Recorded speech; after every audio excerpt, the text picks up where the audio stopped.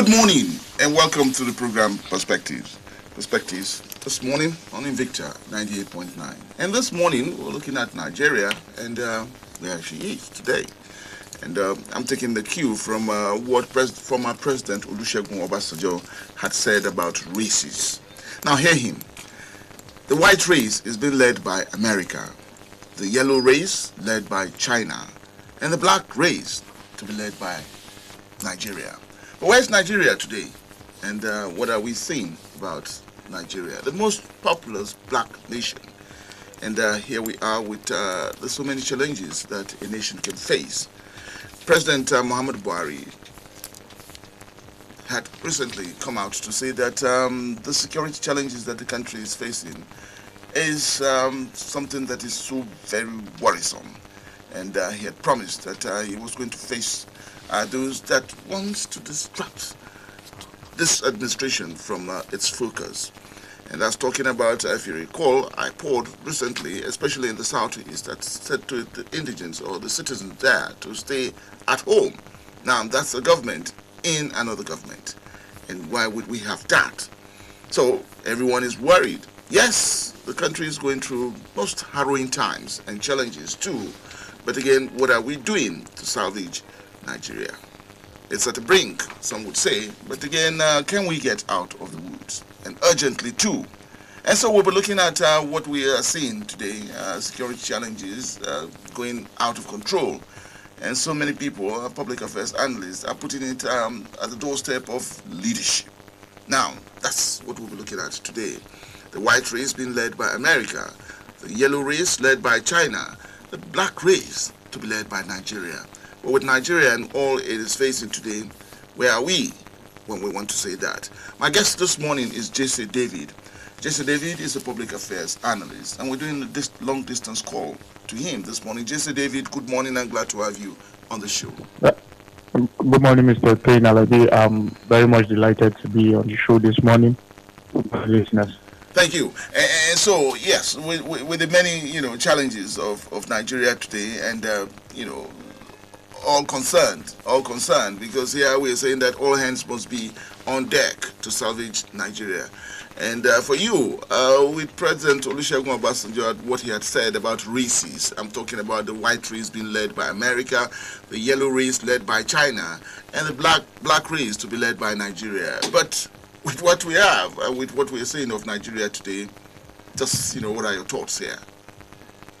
First I will start by saying that I, for one, I remain someone who is an unredeemable believer in the unity and the greatness of Nigeria. That is one. I believe that our nation, Nigeria, is passing through what we call challenges. There are problems, there are pockets of issues that are emerging, and yet again, we are a nation that is still at the process of growing. Like other countries, our union most definitely is not perfect. Many people have questioned the 1914 amalgamation and other issues that have happened in the past and are currently happening, but it still remains one thing, that the Nigeria of today is a work in progress. And all hands must be on deck, as you have said in your introductory speech, all hands must be on deck to ensure that, yes, this black race that we have, this black race that we cherish, this black race, this black nation known as Nigeria, would one day lead the entire African race. And it is possible. We have the potentials, we have the ability, we have the resources, we have the manpower that can actually trigger us place that we desire to be in our nation. I know definitely when you talk about how optimistic you are, it will still come down to the issue of leadership.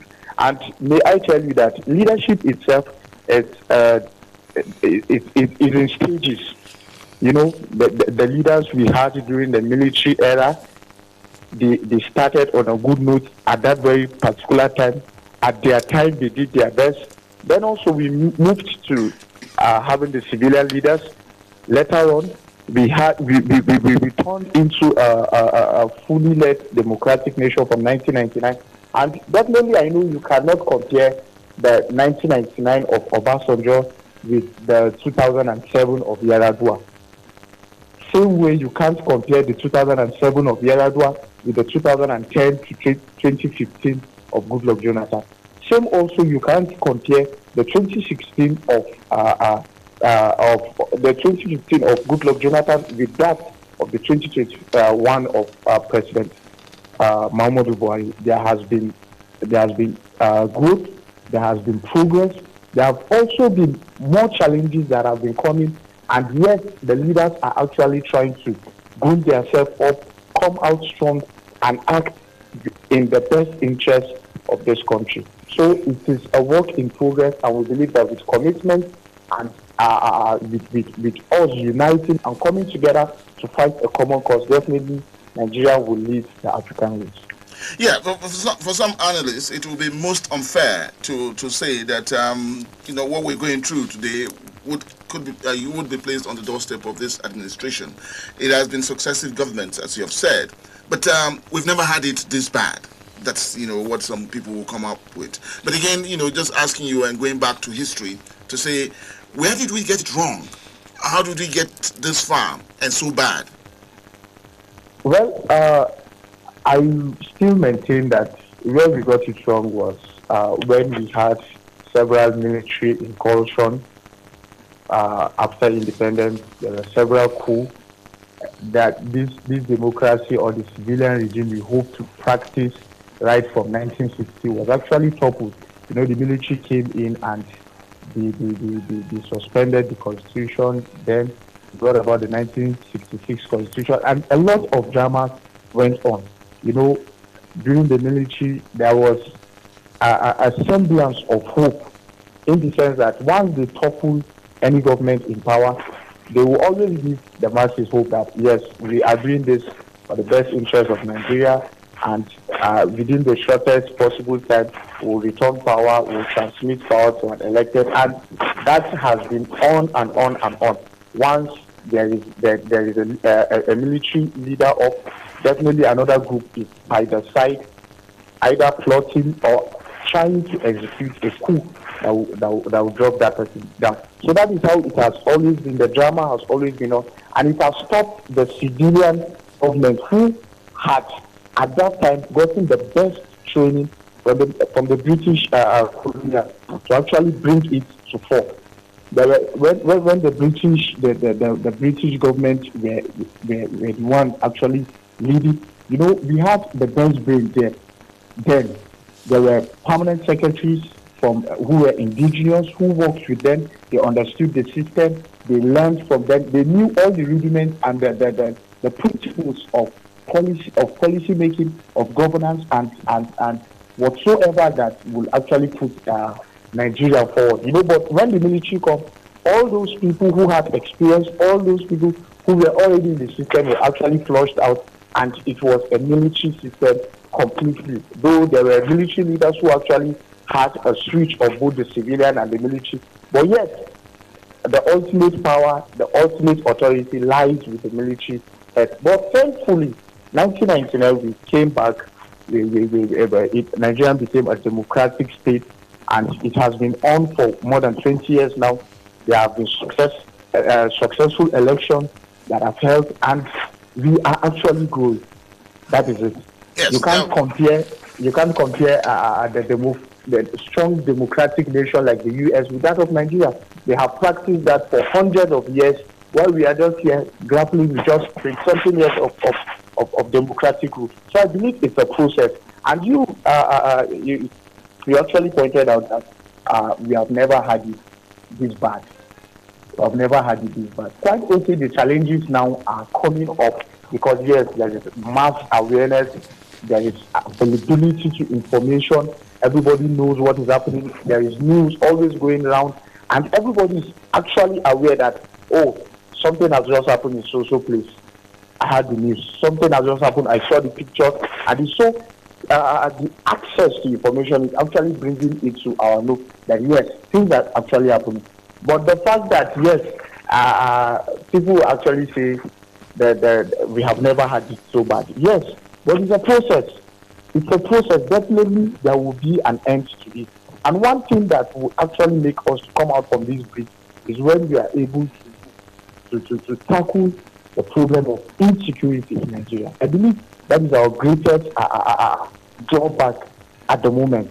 If you look at the NBS, that's the Nigerian Bureau of Statistics, their latest report, from the income we generated in the first quarter, oil was not top.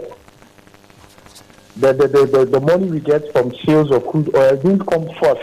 It came about at the fifth position. There were other investments, telecommunications, direct investments, that actually were the top income providers to the nation. So you can actually see that on the economic side, we are trying as much as we can to get it right.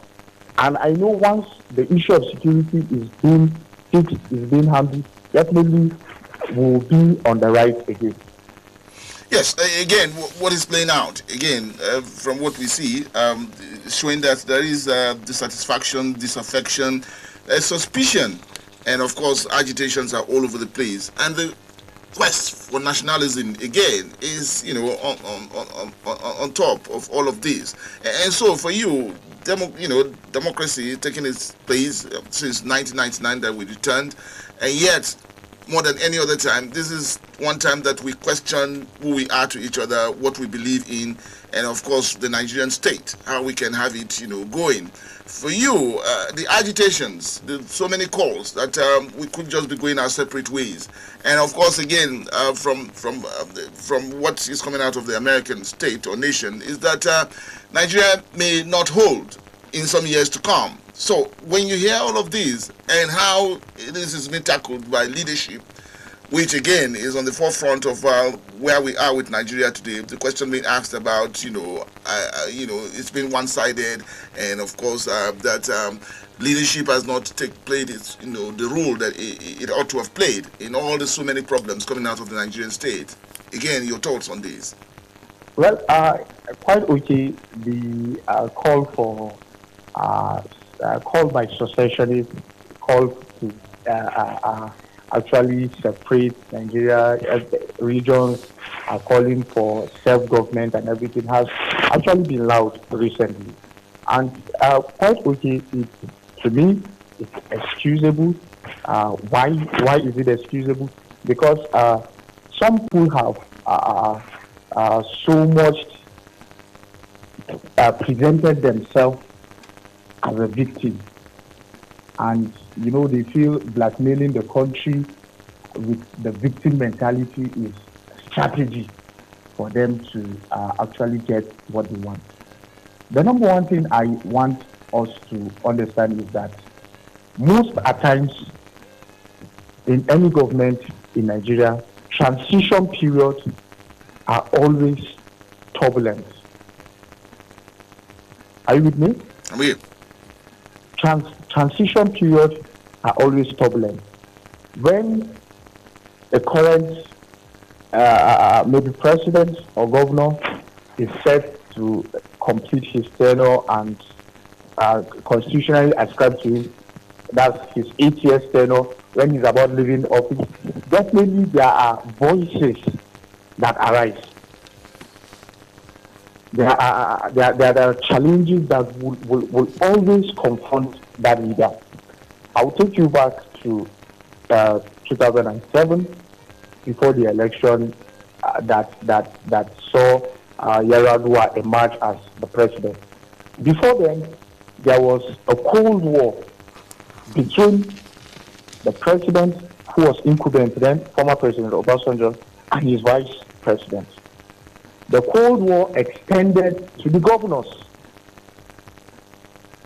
From then, it also extended to the National Assembly. That was at that time that Obasanjo had already started indicating interest for plotting a third term. There was political crisis, and everybody was on the watch. Will he leave honorably, or will he try to amend the constitution to allow him to run Nigeria for a third term? And it went away. Thank God, election held, Yar'Adua emerged, and the process that saw to his emergence was actually a democratic one, though not perfect. Because he admitted at his inauguration that the election that brought him to power was not close to being perfect. And at that, he started the issue of electoral reform. Then coming again to 2016, that was when Goodluck Jonathan was about exiting the corridors of power. What really happened? There were challenges at that time. Remember, at that very particular time, the crisis in the northeast had already spread to many parts of this country. Abuja at that moment was not safe. Parts of Kaduna was also attacked. There were pockets of bomb blasts in Kano and other northern states. Then again, there was the issue of economic sabotage. That is to say, I could remember at that time, there were issue of fuel scarcity that was very harsh. A liter then went for as high as 500 naira. That was the transition period. And yet again, we are already here, though too early. We have problem that is stopping us from focusing on governance itself. A particular region is today sticking their guns or holding us to the issue of marginalization. And this very term, marginalization, have been a lamentation that have been ageless in the lexicon of Nigerian politics. Every region, when their own is not in power, they cry for being marginalized. I remember vividly when Obasanjo was in power, from 1999 to 2007, even his people wrote that Obasanjo has actually marginalized Yoruba. When it came to Yar'Adua had his own fair share. He was accused of marginalizing the Yoruba nation.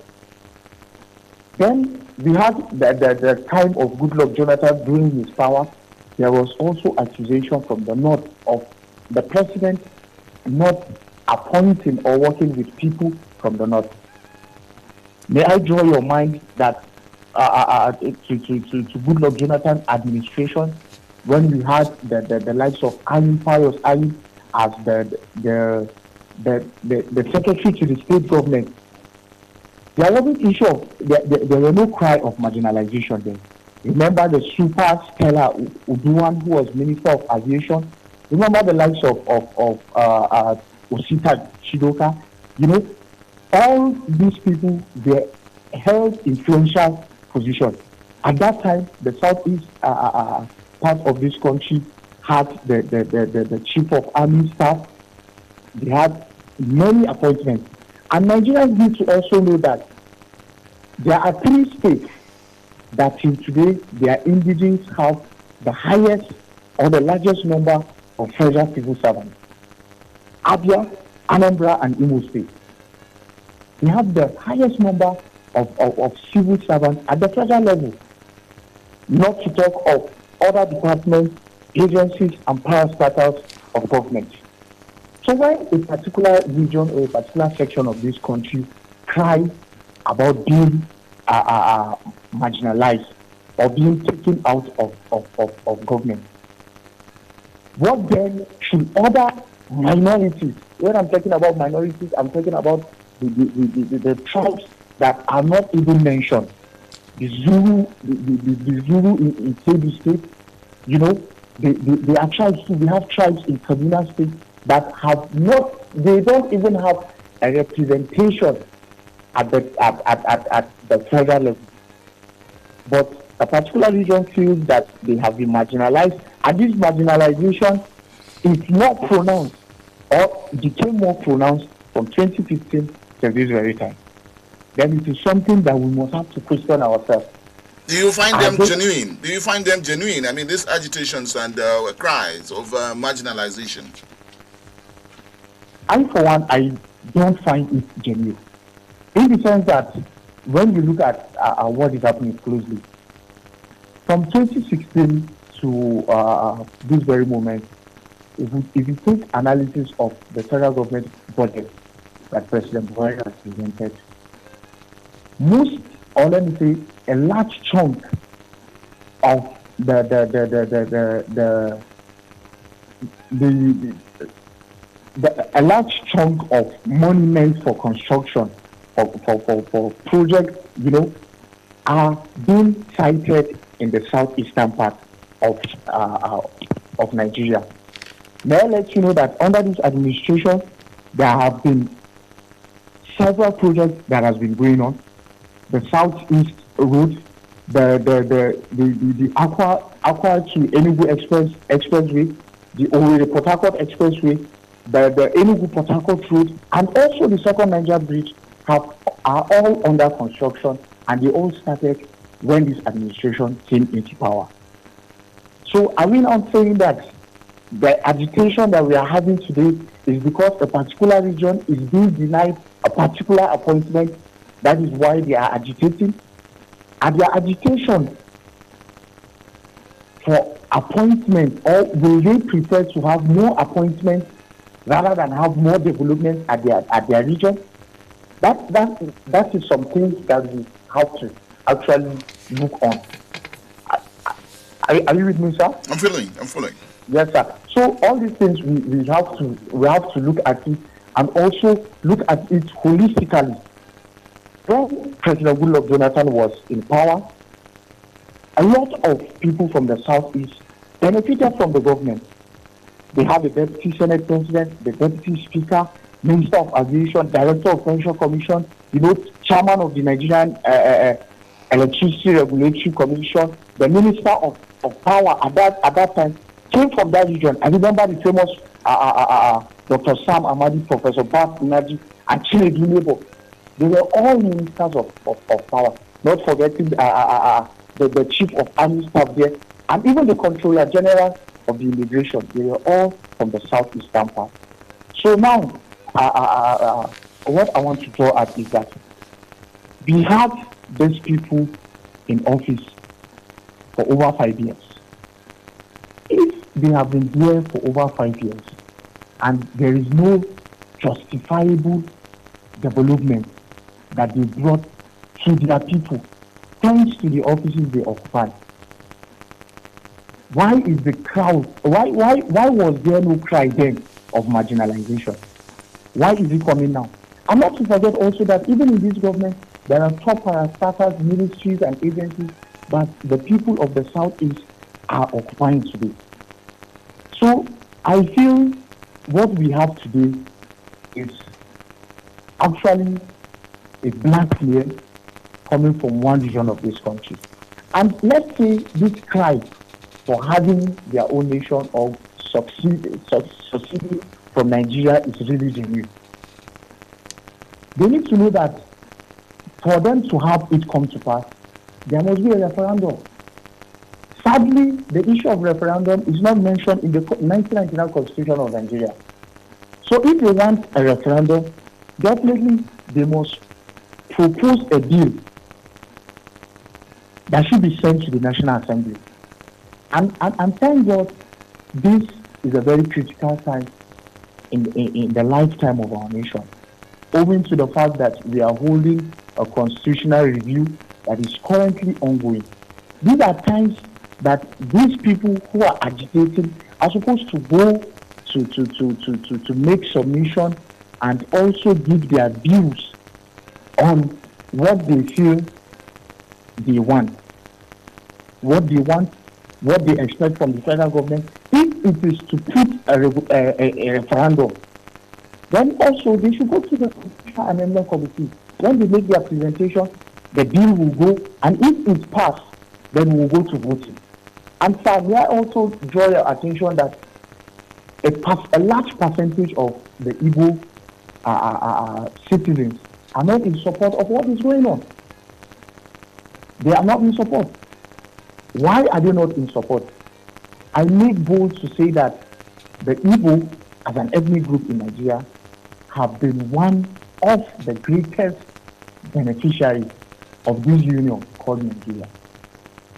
I have a famous quote from an elderly person who have been learning from him, who said that anytime you travel to any part of Nigeria and you don't find an Igbo man, residing there and carrying out his business.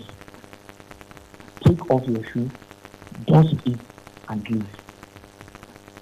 This is buttressing the fact that there are Igbos spread across all geopolitical zones in Nigeria. These people have understand and understood the dynamics of wealth creation, industrialization, and entrepreneurship. And they are not just holding on this gift to their region. No.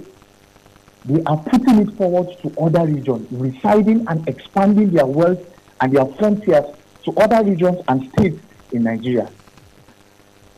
In Sabon Gari, in Kano State, go there and see the way the Igbo people are actually doing their businesses.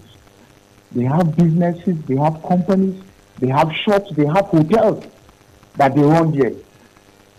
Go to Abuja, 60% of houses, plazas, hotels, and even schools are run and owned by the Igbo. You go to villages that are far away in distant hinterlands. Find out that you will still see an Igbo man who is there residing and doing his business.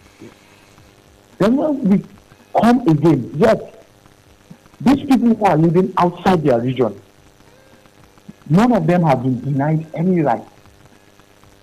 I know for one that in Makeda constituency, Kaduna South local government, at a point we had an Igbo man who represented the constituency at the State House of Assembly. Then also the issue of land acquisition. They come to other regions, they buy land, they develop land, they own company, build houses and everything. But have anyone tried to question the issue of land acquisition down in the southeast? How many northerners or westerners can boast of owning a parcel of land in the southeastern part of Nigeria? The program is Perspectives, and it's coming to you on Invicta 98.9, and we're talking about the Nigerian state. And there's so much that is coming, on her. Agitations all over the place that has drawn concern from all. And what we're saying is that, we must come to the table, talk about why we must be together as a nation and as the people. And sharing thoughts with me on that, I have Jesse David.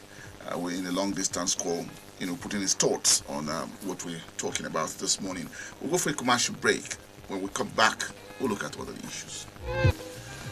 Welcome back. This is the program Perspectives this morning, and we're looking at the state of the nation. And looking at the state of the nation, I'm taking a cue from what former President Olusegun Obasanjo had said in a book launch in Abeokuta, Ogun State. He had compared the white race as being led by America, the yellow race led by China, and the black race, could be led by Nigeria. But the Nigeria today, we're talking about a polity that's been overheated by so many, agitations coming on her. We're talking about insecurity today. We're talking about the economy not having its best, not at its best. And we're also looking at welfare for the people and of the people. All of that drawing concerns, and making people talk about why we are with Nigeria. And the issue of nationalism, too, is having its, heat on. And so, how we can get out of this and what has to be done. President Muhammadu Buhari had come out recently to say that he is aware, security intelligence that he's getting is saying that some people just do not want this administration to work. And the reports are saying that something must be done. And we're also talking about the elites in all of this too. What does the poor man in the south have that is different from the poor man in the southeast, in the southwest, and of course in the middle belt? They all share one common phenomenon, and that's to have a better way of living. But again, the question here is what the elites are also doing. Are they capitalizing on the disaffection, dissatisfaction, and suspicion that we see being played out? Jesse David is my guest this morning by phone, and we're getting his thoughts on Nigeria and all that is coming on hard today. Jesse David? Yes, I'm with you. Yes, okay. So with all of this, overheating the polity as it is, yeah, it has never taken, more heat than it had since, the creation of the Nigerian state. And so we're talking about leadership. How responsive has leadership been on all of these agitations? Because again, the question being talked about the Commander-in-Chief of the Armed Forces, President Muhammadu Buhari, that there's been a lull from his side. People would say that he had not been addressing the issues of the nation, coming out to talk to the people, and that this administration would just look the other way. On insecurity, which is top on the list of the so many problems that we have in the country, that the president had not, all we hear is talk and not walking the talk. And so these are issues that leadership has not responded as citizens would want on the so many, issues confronting the Nigerian state. Your thoughts here? All right. On the issue of the president not talking, I owe it to the fact that the president is one person who, since being elected to lead the most populous black nation in Africa, has been careful with his words. Careful with words? Yes, okay. Careful with words, and to be more of a silent person while pushing for the work to be done. He has deliberately restrained himself from some interviews, which most times at the end it's been it's been twisted by the media. Recently the attacks on southeastern part of the nation and made him call for a meeting with the INEC commission, to get first-hand information about what is happening. And he made a very simple statement here. And he said he has been getting daily security updates of what is happening. You wish to know that so far from the moment this issue of burning down of INEC offices started, about 42 INEC facilities have been attacked in the southeastern part. This is one president who keeps himself updated about everything. He knows about the happenings. He gets intel, he gets intelligence from those who are on ground and have feeding him with information. And he posed two questions to the media then. He said, it is those who are actually causing this problem don't want the government to work. So now the question is it that he's not working according to the constitution, or they don't just want the government to work? With what is happening, you get to see that there is a kind of disconnect between the elite and the youths who are out there wrecking this havoc. There is a great disconnect, and it is actually time to see proper leadership in the Southeast. The Southeast being a very they have a decentralized system of governance at their communities, their families, their clans, and there are heads of those clans who represent the family at the community meeting. They have heads of community and several institutions, leadership institutions that are there that are not even part of the government. So where are these people? Are they happy with what is happening? But just yes, just before you go on that, I mean, are you treating the issue of the agitations coming from the southeast as different from other parts of the country? And I'm asking this again because I like to take you back on the cardinal points that this administration had said that it would look into when it came on board. We're talking about insecurity, we're talking about corruption, yes. We're talking about improving the economy. For you, all of these, the question is being asked: has all of these been taken care of, to satisfy Nigerians, or that we're compounding what we have or what we had in the past? No, it's actually a process. It is a process. The government is not resting on its laurels. The government is not saying all is all well with Nigeria, so everything we are just holding our hands and no. That our committed effort to see to it that, yes, this issue of insecurity is being made before. First, the issue of herdsmen and farmers clash has been a recurrent issue in our nation.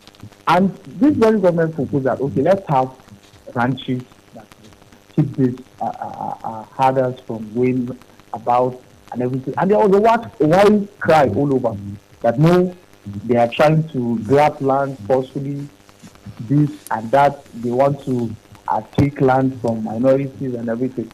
And the government suspended it.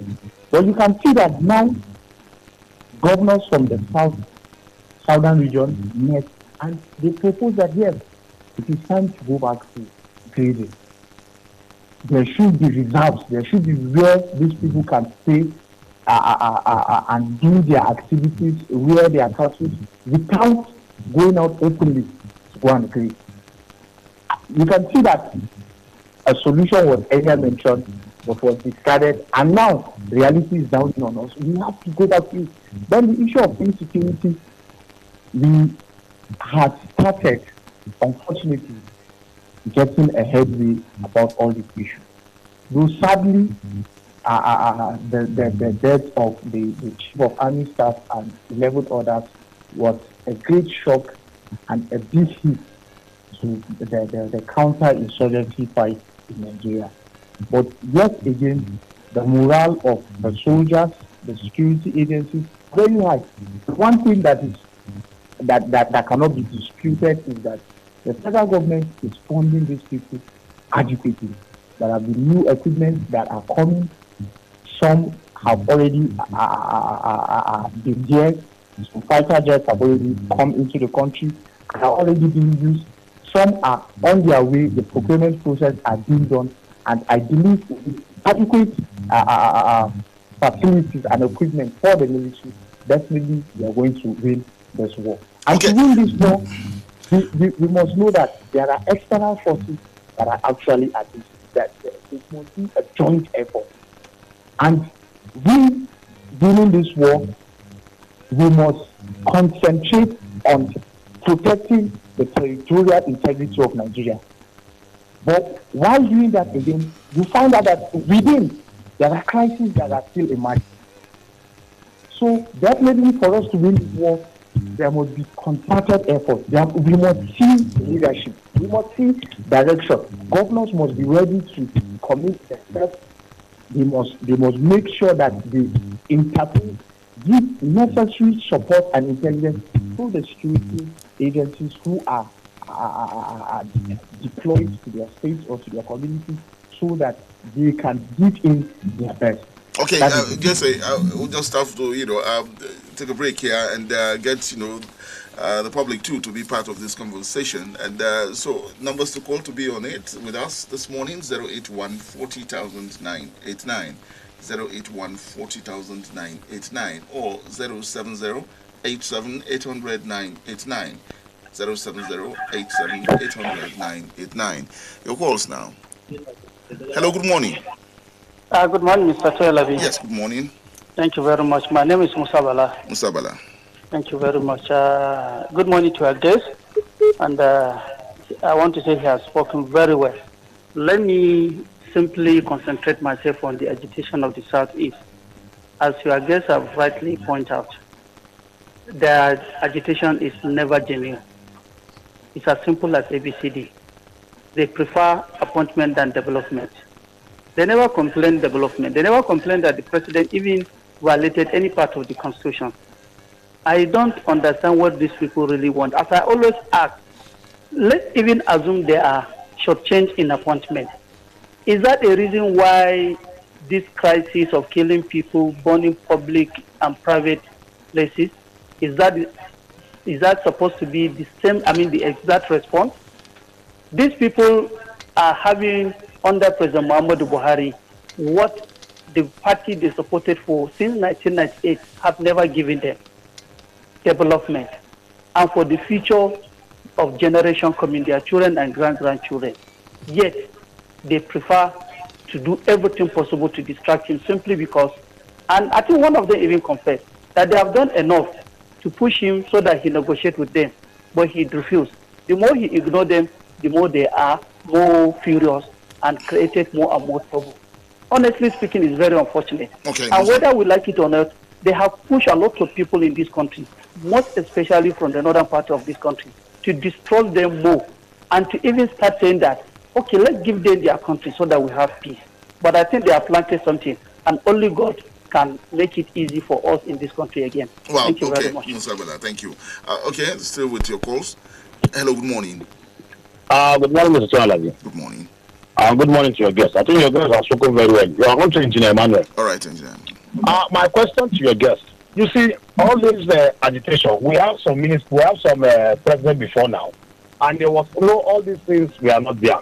Now, for example, if I often make this statement, if there is a fairness and there is equity and justice for all, I think all this agitation will not be. But now, let's look at the list. Therefore, there are some people. Is it equal, or is it what it ought to be? So let's put aside sentiment or whatsoever. We have when Mr. President was sworn into power, he said it belongs to nobody, it belongs to everybody. But the body language doesn't show that.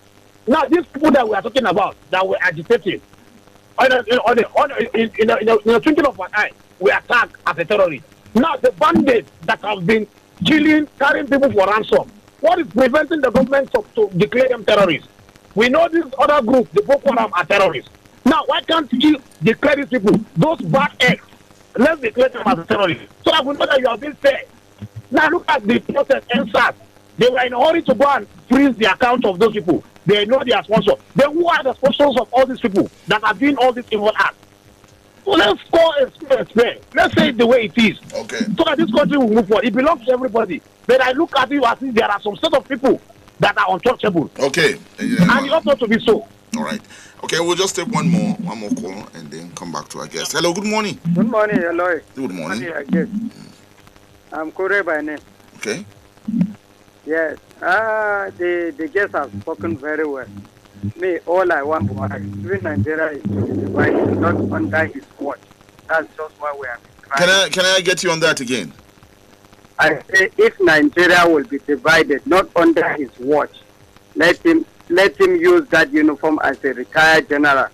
Let him use that position that God has given him as an experienced person, because the killing is too much in this country. That's why people are agitating. Have a wonderful day. Thank you very much. Okay, Kuri. All right, Jesse, my callers there, Musa Bala and Engineer Emmanuel, and then Kuri from the rear.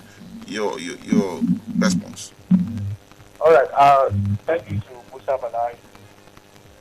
One was a comment then.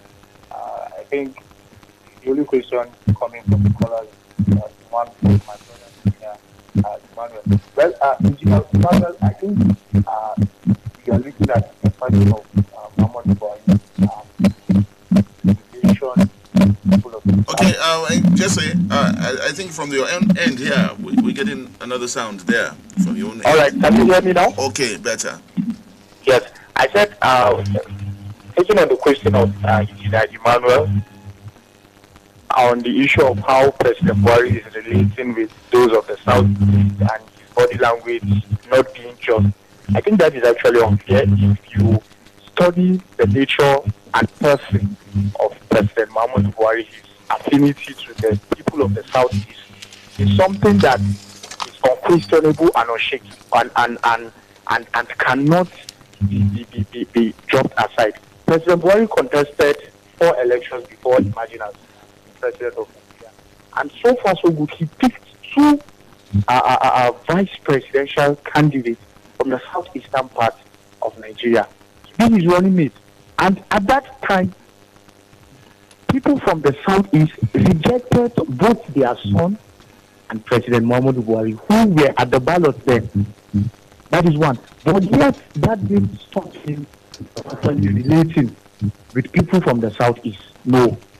The ongoing projects there are so numerous to mention. Take, for instance, the second Niger Bridge today. The second Niger Bridge today is one of the biggest capital projects that the federal government is actually rolling out.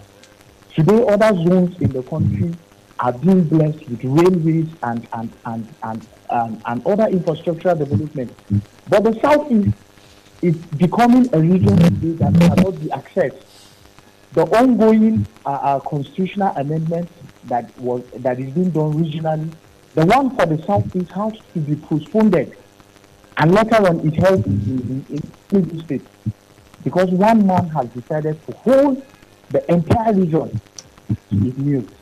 So this moment, my advice and my call is that the elites from Southeast need to come up and speak in one voice. They should speak courageously and ensure that they put an end to this issue of calling for succession, issue of separating the country, issue of going away. The blackmail is actually too much. It is time that we come together, join our hands together, and see to it that we develop our region. May I also draw our attention that it is under President Buhari's administration that the famous Araria market in Anambra is today having a 24 hours uninterrupted power supply. If he doesn't have love for the people and the business that he do here, I don't think projects like that will be going here. Jesse David, I'd like to thank you for coming on the program this morning. Thank you very much. Thank you for Yes, and that's about the size of it on perspectives this morning.